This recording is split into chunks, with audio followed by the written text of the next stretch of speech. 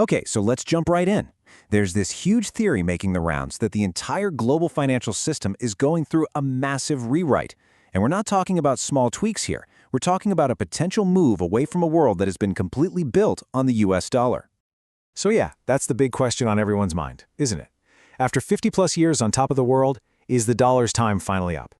That's what we're going to unpack in this explainer. We're going to look at the evidence for this gigantic shift, dig into what's actually driving it, and try to figure out what it all means for you and me. To really wrap your head around this, you have to understand we're not just talking about currency values bouncing up and down. We're talking about the possibility that the entire rulebook for the global economy is getting tossed out the window. Now, I know, that sounds incredibly dramatic, but it's a direct quote from our source material, and it really gets at the scale of what we're talking about. And to see why it might be breaking down, we gotta hit the rewind button for a second. So way back, the dollar was actually backed by physical gold. But in 1971, the US cut that tie. The dollar became what's known as a fiat currency, which is just a fancy way of saying its value wasn't based on a lump of metal anymore, but on the world's trust in the US. And boy, did the world trust the US. That trust is what made the dollar the center of pretty much all global business. This whole new system was held together by what you could call an unspoken global agreement, a strong dollar deal that quietly ran the world economy for the next 50 years. And you can see how it worked right here. It was basically a four-step loop. First, the world agrees to sell crucial stuff, like oil and goods, in US dollars. Then, other countries take all those dollars they earned, and what do? They recycle them right back into the US by buying American stocks and bonds. This was genius because it created endless demand for the dollar and allowed America to buy cheap stuff from overseas and basically live beyond its means. The only problem, this whole system created a massive conflict right inside the US. And this is where it gets really fascinating.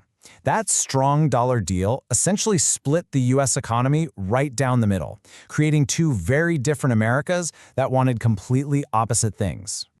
So on one side, you have financialized America. This part of the economy loves a strong dollar. It means cheap imports from other countries, and it means the rest of the world is hungry to buy its main export, which is basically financial products and debt. But then you have productive America, the part of the country that actually builds and grows stuff. For them, a strong dollar is a total nightmare. It makes American-made goods and American workers way too expensive, which encourages companies to just ship jobs overseas, hauling out the country's industrial base. And that's the whole trade-off right there. If your goal is to rebuild productive America, to actually bring manufacturing back home, then you almost need a weaker currency. It's like an instant discount that makes your exports and your labor cheaper and more attractive to the rest of the world. Okay, so that's the theory. This built-in tension between two Americas, where one side might actually benefit from taking apart the very system that made the other side incredibly wealthy. But is any of this actually happening right now? Well, yeah, the signs are kind of everywhere when you start looking. Let's use a great analogy from our source. They call it the shrinking ruler. So think of the dollar as a ruler you use to measure value. Back in the late 1960s, if you worked one full 40-hour week at the federal minimum wage, you could take that paycheck and buy about 1.6 ounces of gold. Remember that, 1 week's work. So, fast forward to today. To buy that exact same 1.6 ounces of gold while earning the federal minimum wage, you would have to work for 22 solid weeks. I mean, just let that sink in for a second. From 1 week to 22. It's a jaw-dropping way to see how the value of your time, when you measure it in dollars, has just cratered. Our ruler isn't just shrinking, it's practically disappearing. And hey, it's not just regular people noticing this. As you can see here, even the world's central banks are changing their behavior. For decades, their go-to move was to stockpile US government debt. But look at the chart. They're steadily buying less of that, and instead are loading up on physical gold.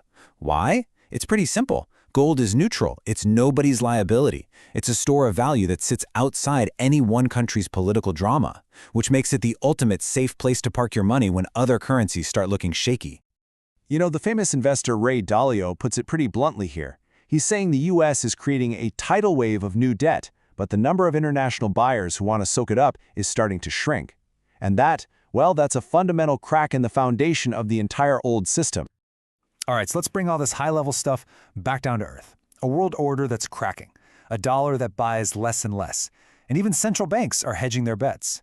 What on earth does any of this mean for your actual life and for your money?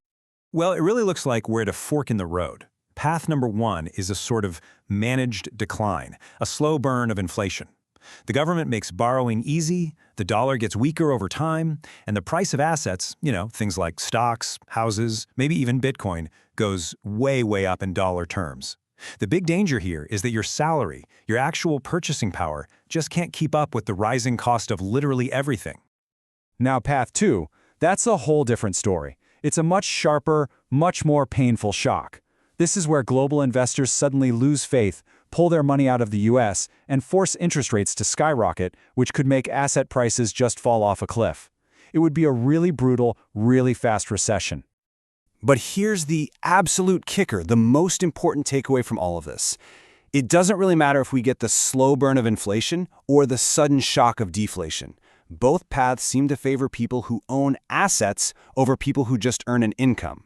This whole transition, no matter which way it breaks, could make the gap between asset owners and wage earners massively wider. Which leaves all of us with one final and pretty unavoidable question. In a world where the very idea of money seems to be changing, and where that financial ruler we use keeps getting shorter, how are you supposed to prepare for whatever comes next?